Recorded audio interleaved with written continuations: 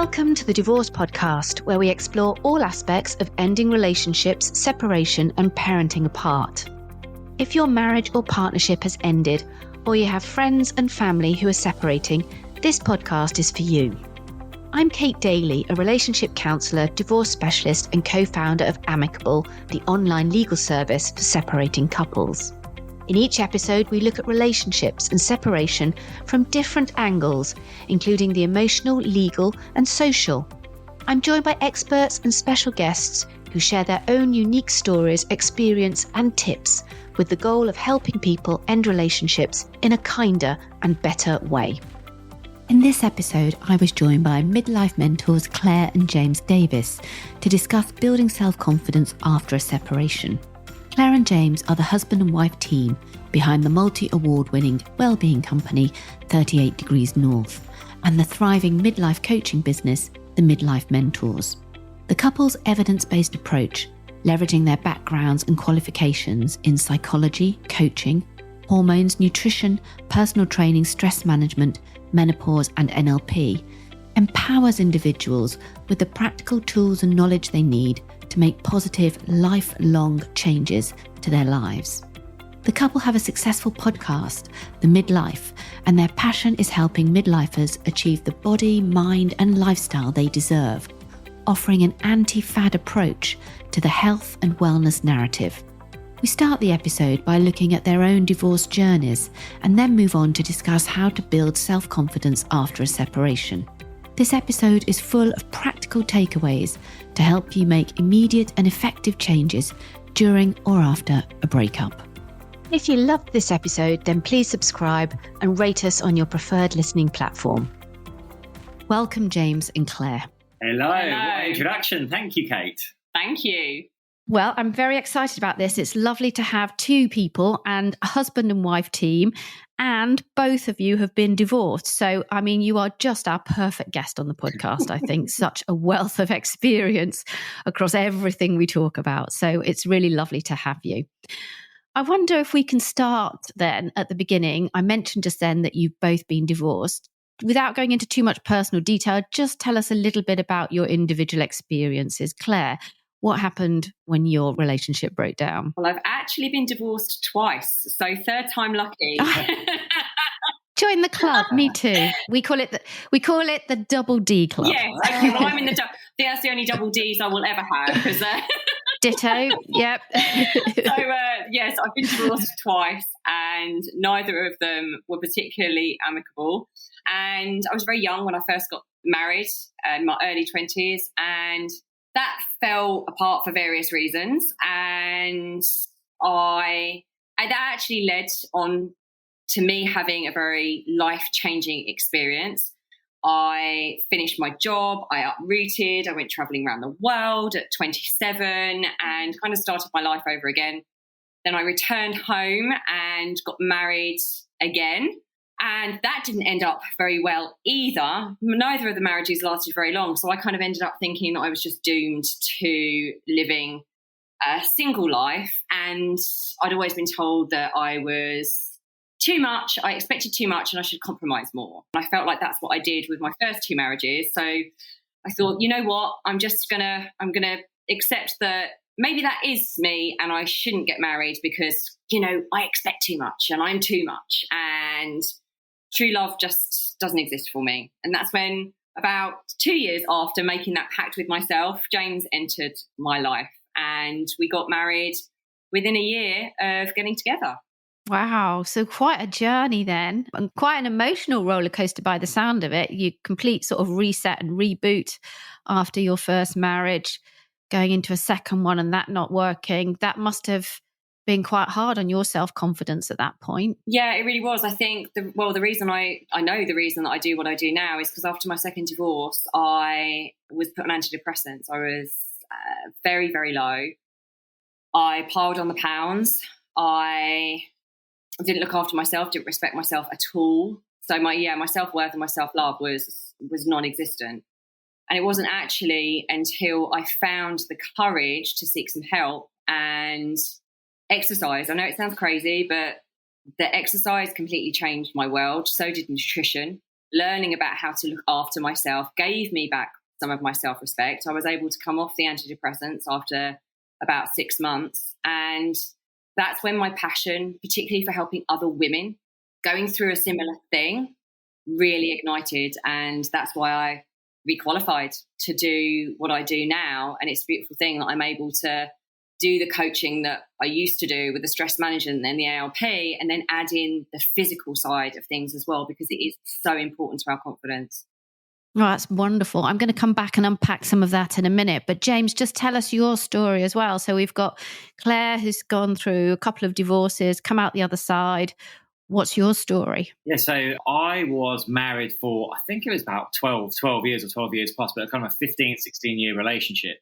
And we'd moved to Ibiza to set up the fitness retreats business and found that quite a struggle. So that was putting, I'd say, strain on our lives, but to me, not on the relationship. Nothing was outwardly wrong. And then one day my wife just turned around and said that she wanted to separate. So for me, in my early 40s, having left security of the corporate world, set out on my own, and then suddenly had a relationship of that length finish, really hit my self-confidence. I was kind of left trying to hold the business together and figure out what I was going to do with myself. So there was a lot of inner work that I had to do there to kind of pick myself up and come back. But ultimately, it's taken me to a great place. I met Claire, and it's made me passionate about helping other people be able to do that work as well. Because I think we can always hit a point where, for me, for my background, I knew the tools. I knew what I should be doing, but I just didn't have the emotional space at the time to pick them up and use them. So it just took me a bit of time and then reaching out for help and getting it up and going again. So yeah, I'm really passionate about helping other people do that and rediscover what they're really capable of. Mm-hmm. It's a really interesting point, isn't it? Because, when you either work in this industry or you've got a psychological background or anything like that, and these things, emotional turmoil hits you, you always are left questioning yourself, thinking, well, if I'm sort of if I should know about this, how come I can't apply this to myself? And I think it's really interesting what you say about that being about the timing and about the headspace.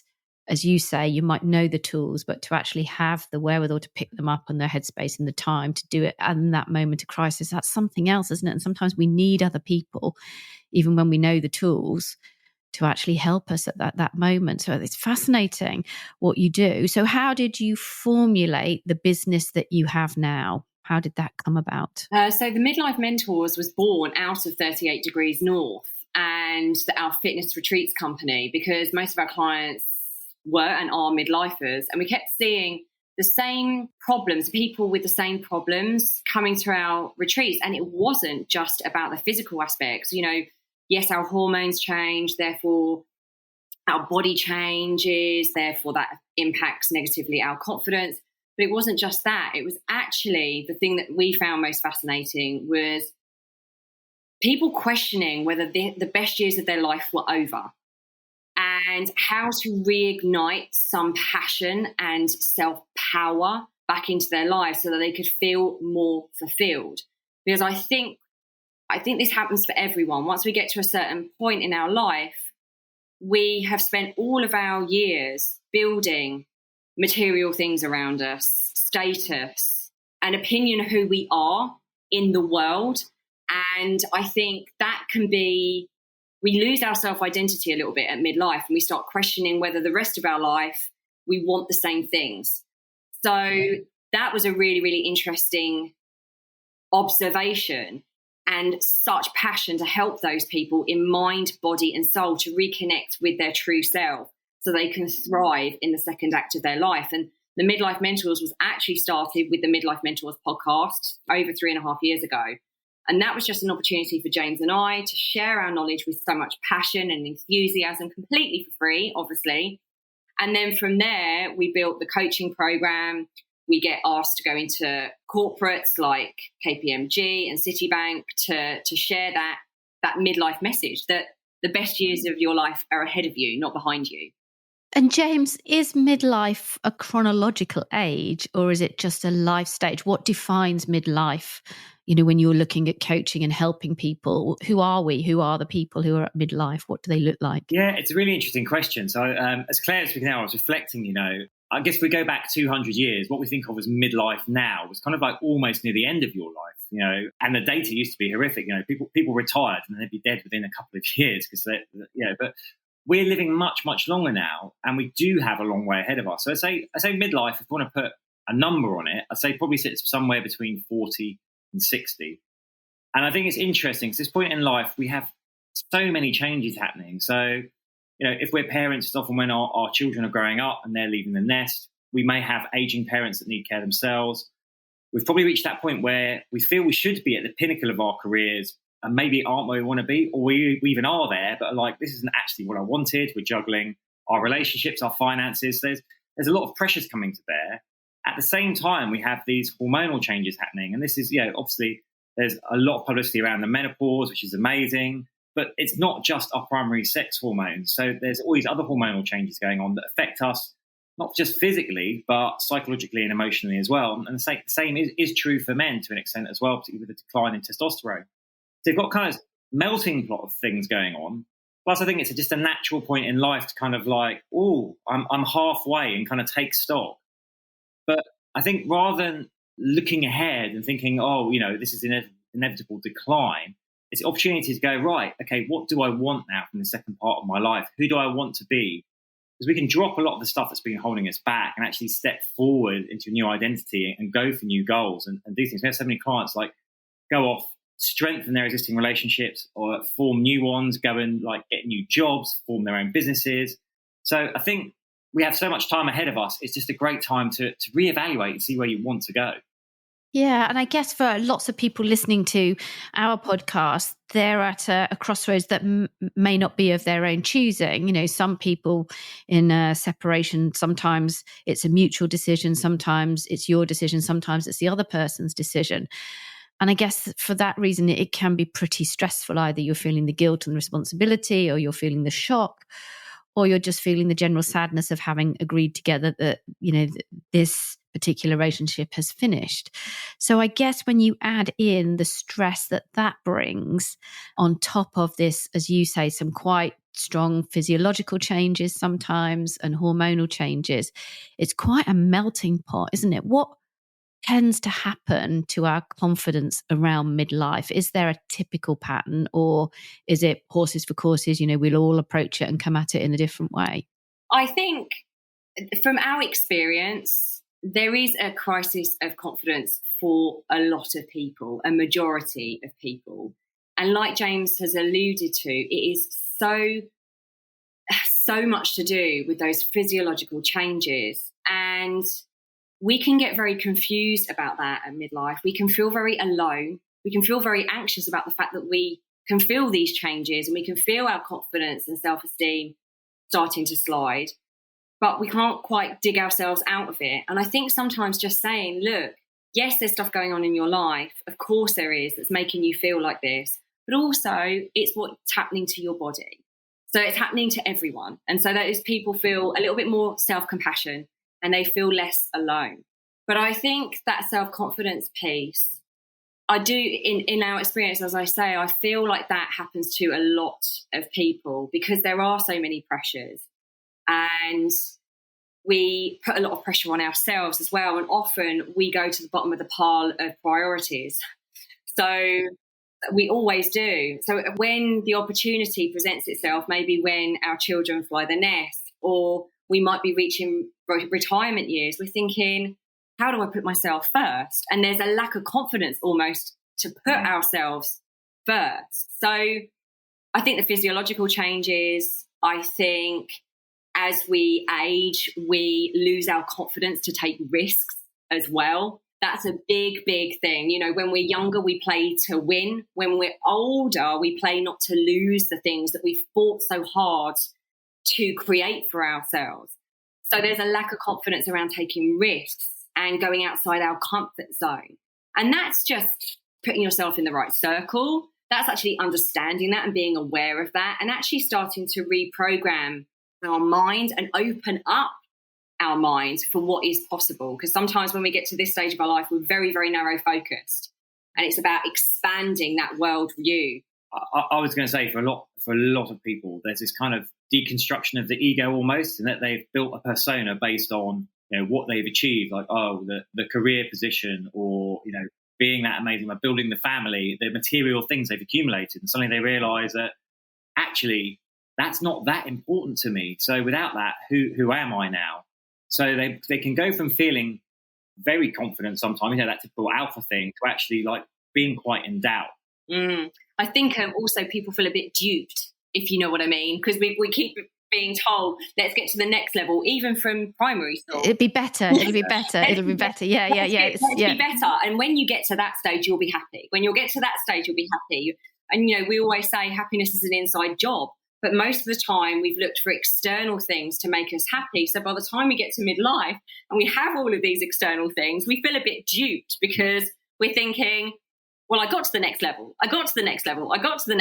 And still I haven't learnt how to be happy. But most people don't even know that they haven't learned how to be happy. They just thought that the things that they created around themselves would do that job. Yeah, it would make them happy. And I really was interested in what you were saying just then as well, from a divorce perspective, because I guess as well, when you've built the status around being a great, parent, or acquiring a lovely house or nice cars, or being able to go on nice holidays, when you acquire those things and then a divorce happens, they're often the things that you lose quite early on and quite quickly. And again, that can create this crisis of confidence and this crisis of identity. It feels like it's that sort of having a firm and strong identity, which is driving confidence, isn't it? And really helping people to anchor themselves in who they are, rather than what they've got or what they've done. And yourself, when you meet people, you talk about what you've done or what your job is or who you are. And it feels like what you're saying is that actually the confidence is something which is quite different to that, which is not necessarily about what you are, or what you look like, or what you used to look like. Because I guess a natural part of this is aging and not having the same physicality that perhaps you've had in the past as well. Yeah, absolutely. Yeah. So just tell me a little bit about building self-confidence. So if somebody comes on one of your retreats, or they recognize, whether it's a divorce or it's another life event, that they want to do that sort of personal stock take of themselves, what sort of things are you going to help them with?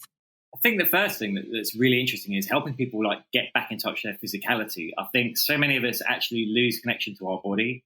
And certainly when we go through something like a separation or divorce as well, like looking after ourselves, self-care can be one of the first things that goes out the window. We're stressed, we feel down, we may tend to like comfort eat, comfort drink. The weight piles on, we feel bad about ourselves, and it comes in a self-perpetuating circle.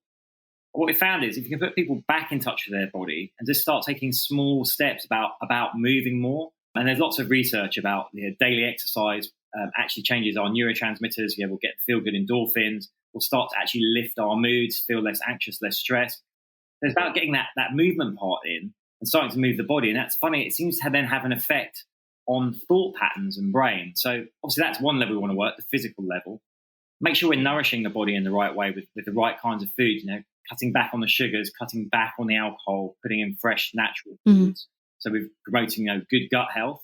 But then on the psychological, emotional level, one thing interested there was recognizing to people that, it's natural to have a grieving process, but also to not spend too long there if they can, to recognize that, these things are lost. But if you dwell on what you've lost, you're going to drive yourself mad. So actually, we talk about switching from obstacle to opportunity thinking. So it's like, okay, this thing's happened and I'm going to grieve the things that I've lost, but what are the opportunities that I have going forward? What's changed for me that I can see a positive way ahead, and starting to switch to a more positive way of thinking. And once you do that, and there are daily exercises we give people to do that, things like a daily gratitude practice, you actually quite quickly start to change your mindset. And in conjunction with physicality, that can have a very fast effect on kind of turning people around to feel more positive about things and start to build that confidence up.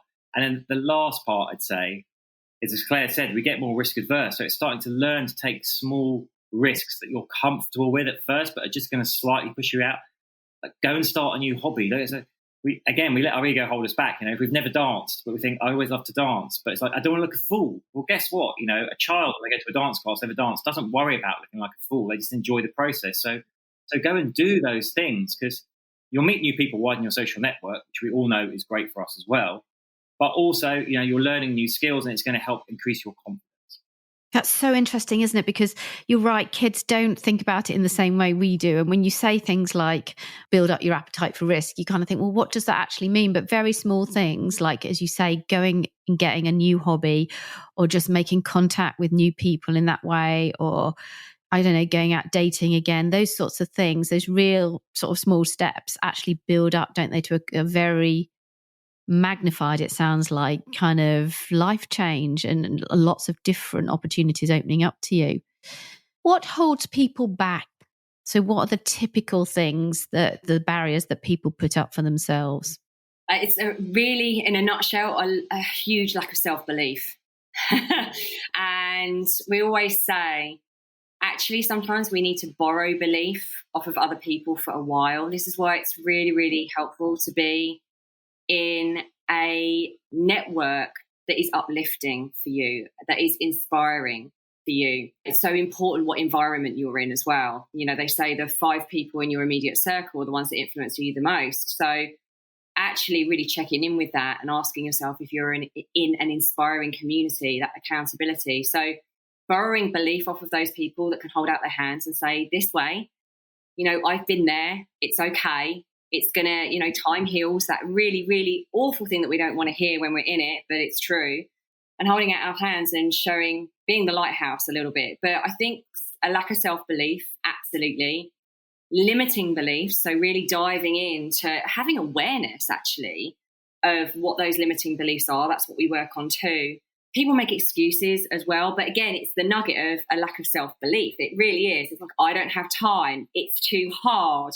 I'm not good enough. Another one is, I don't have any self-belief and I'm not good enough. I don't deserve this.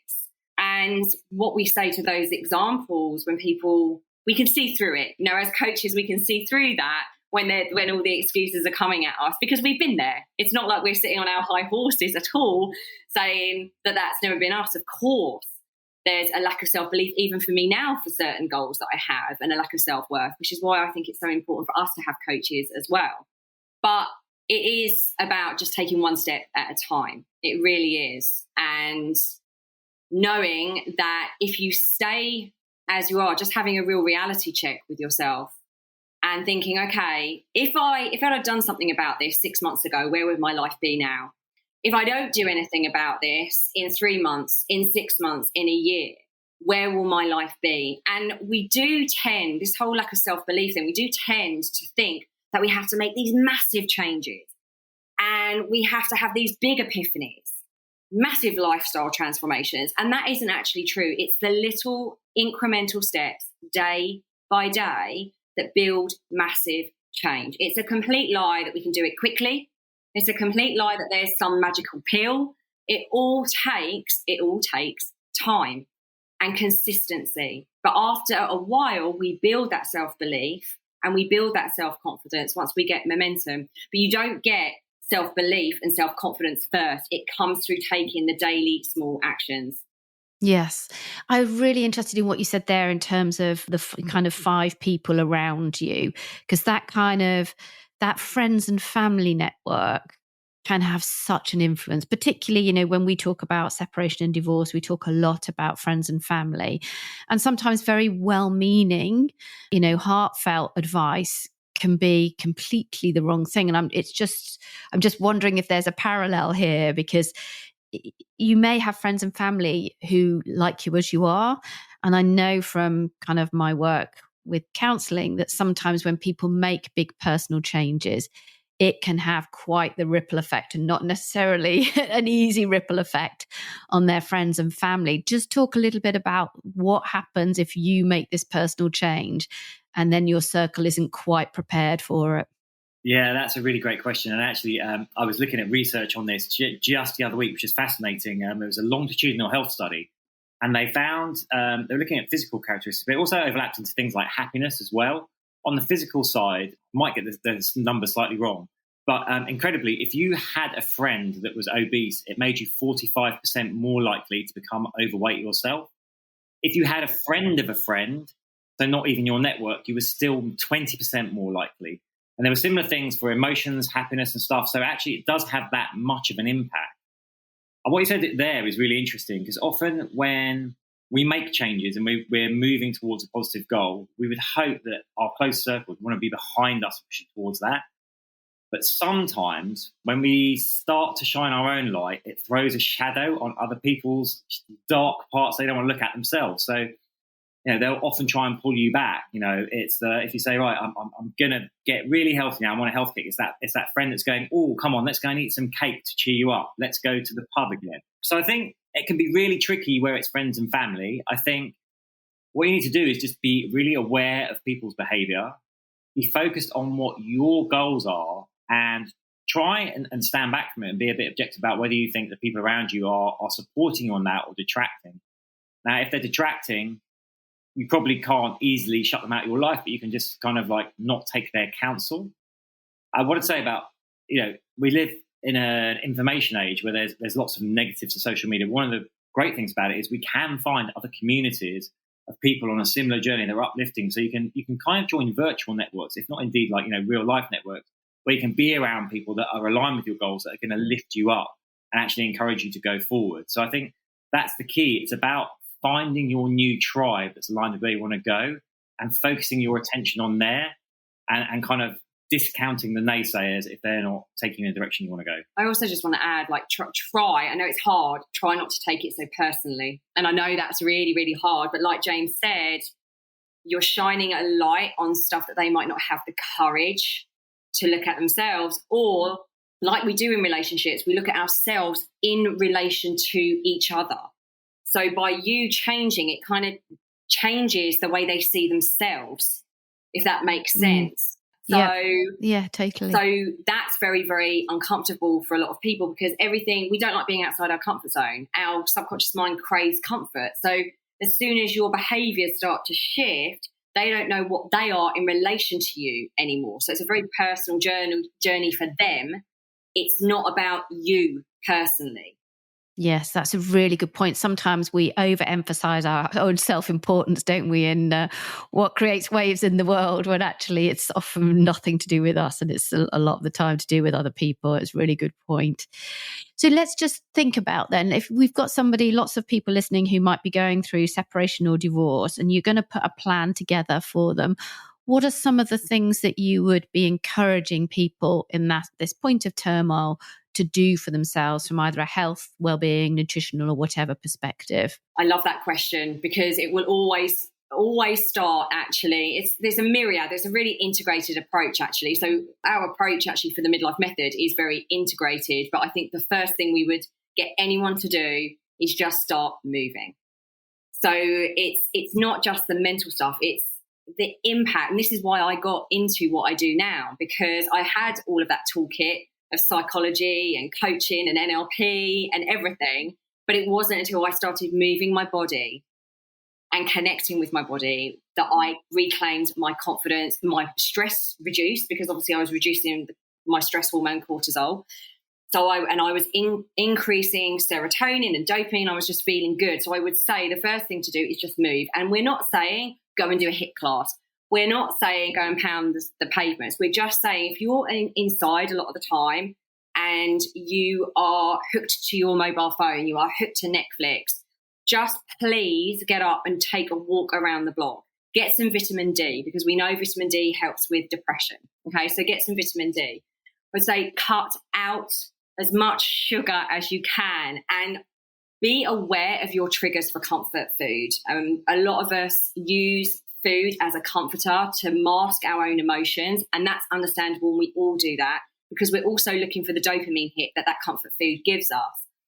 But if we can start to reduce our sugar intake, that's going to really help with our gut health. And our gut is called the second brain. It's where most of our serotonin is created. So if we're feeling low and we're not looking after our gut health, that's going to make everything even worse. Your anxiety is going to increase. Your depression is going to increase.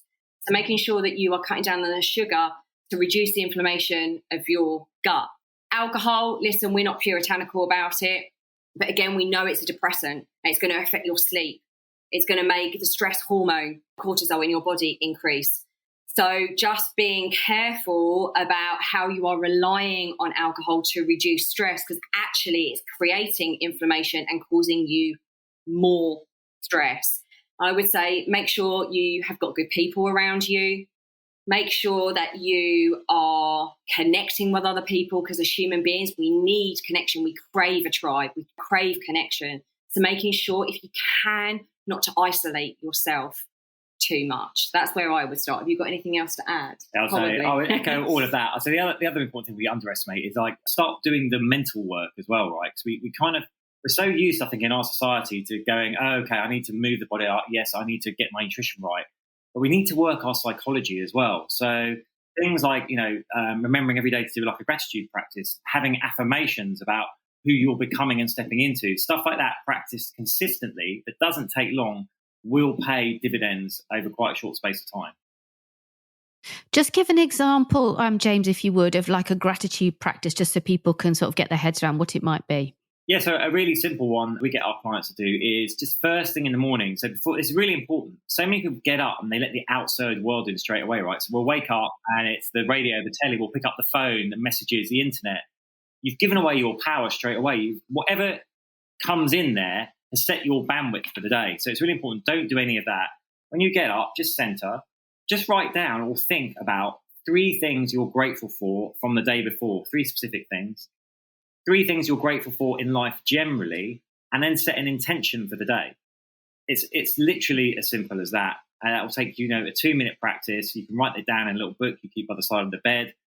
That will just start your day. You're instantly starting the day in an attitude of gratitude. Right. And at the risk of being really granular here, just say what an intention for the day might be, because I just want everyone to be able to listen to this and then have something that they can do that's going to change things for them from the minute they've listened. So an intention. Yeah, you may have like a specific event that you're doing that day, like maybe like an interview or something. So like, I know I'm just going to have full confidence that interview. I'm going to go in there. I'm going to absolutely smash it. Nothing in particular, just be like, today is going to be a great day for me. I'm going to have a smile on my face. It's a day filled with opportunity. Just something like that, just setting an intention for good, positive things, basically. I also just want to say on the gratitude, the thing that most people miss out is feeling it. Okay, so sometimes we can just go on autopilot and listen. Sometimes in the morning, I'm more grateful one day to the next. Sometimes I find it difficult to connect with it. So we all do. But don't quit, don't give in, because it actually starts rebuilding the neural pathways and they'll get stronger and stronger the more you do it. The really important thing is not to just pay lip service to it, but to feel it. Feel that gratitude. Really, really. And then also like visualize a great future. That's another thing that you can do within just a couple of minutes. Like visualize. Doesn't matter if it's anything specific, but visualize yourself being happy. Visualize yourself getting out of bed with energy and vitality and wearing something that you just know you're going to rock the world in, Visualize good things, because we also know from a lot of the work that Dr. Joe Dispenza does, he's done so much research around like meditation, going into a theta state, visualizing, and the power that has actually not just on the neural pathways, but physiologically. It changes the hormones in our body. So the more we can do that, the more we then start to behave like the person we're visualizing. Yeah, live the life you want to lead. That's the mantra we used to have. When the last time I had a job. And we always used to say, live the life you want to lead, when we were in our 20s and we were going, through that kind of period of not having got anything yet and wanting to get there. And we just live the life we want to lead. Love and that. Yeah, it's that visualization of it. You can be what you can see, and there's a lot of that around at the moment, isn't there? You can be what you can see with the Women's World Cup, but actually you can see it in your mind's eye as well as seeing it outside, and that's really important, I think, to remember, isn't it? I mean, you've kind of extolled the benefits of well-being and nutrition. What's the benefit of this holistic approach then over other sort of piecemeals? Or, I mentioned in the intro, there's no fad diets here. What's the sort of thinking behind this holistic way of being? Well, I think it really came about from our own experience of working with so many different people. But like we did see, and we still do, this is the quick fix. This is the singular thing that's going to help you. The problem is when you take anything in isolation, it knocks the rest of the other bits off. That everything works in isolation. We are mind, body, and soul. We just absolutely are. So we could never have just gone out and created, which we never would anyway, like a diet plan. We would never have just created an exercise plan. What we felt truly passionate about is helping people realize the truth of who they are, realize their potential, realize their power to create their future, and give them the tools to do that. And where a lot of things fail is they promise that this singular thing is going to fix you. And the truth is, we can only fix ourselves. We can only take responsibility for ourselves. No one else is going to come along and fix us. But giving people the tools to really understand themselves and have that self-awareness, that's the key. You can't change what you don't know. So see, people are just getting themselves into this self-sabotaging loop all the time and not knowing why they're behaving in a certain way, why their habits are coming out in a certain way. So that deep inner work, that integrated approach was absolutely key. And getting, the 6 pillars of our approach was hormones, it's nutrition, it's exercise, it's accountability, it's emotional well-being, so our soul, and then the mental daily tools that we can use to really elevate who we're being.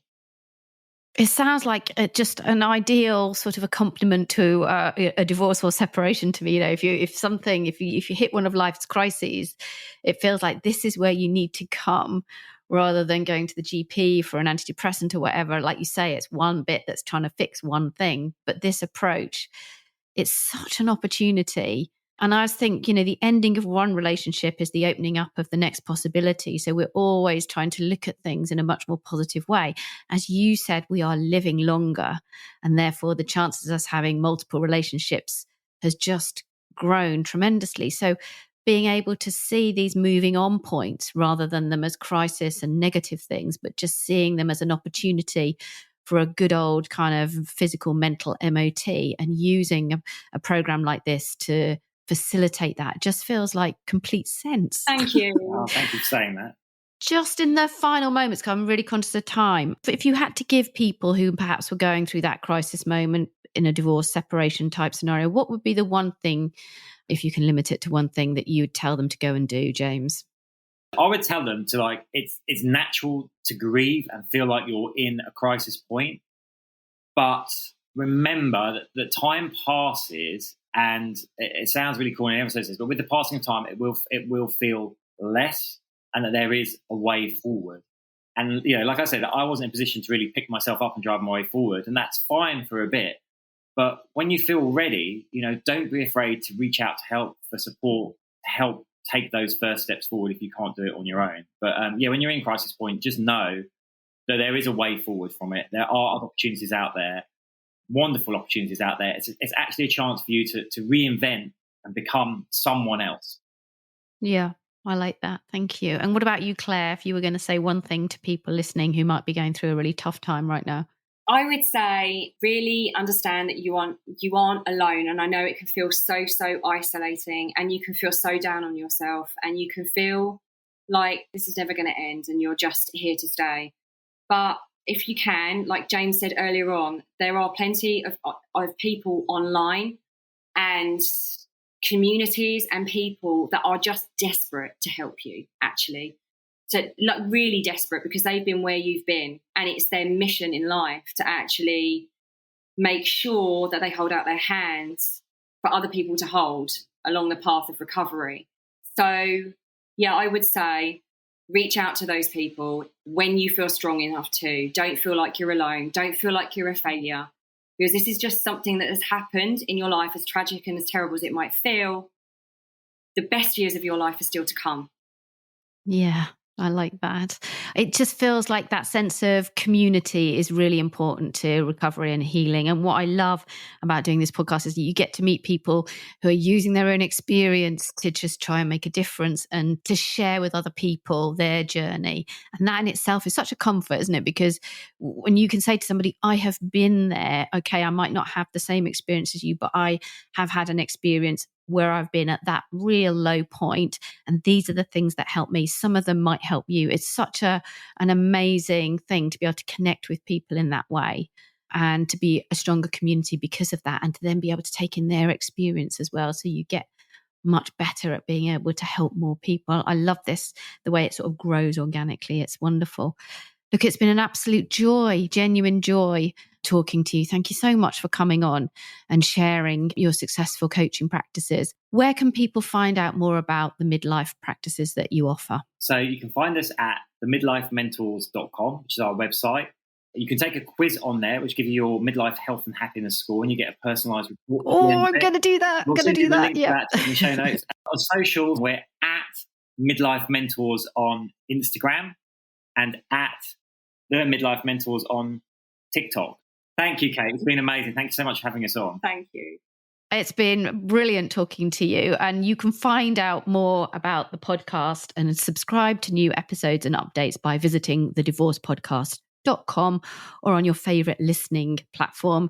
And you can find out more about Amicable and me. I'm at Kate_Daly on X, as it is now known. Thank you so much, guys, for joining me. And thank you, everybody, for listening.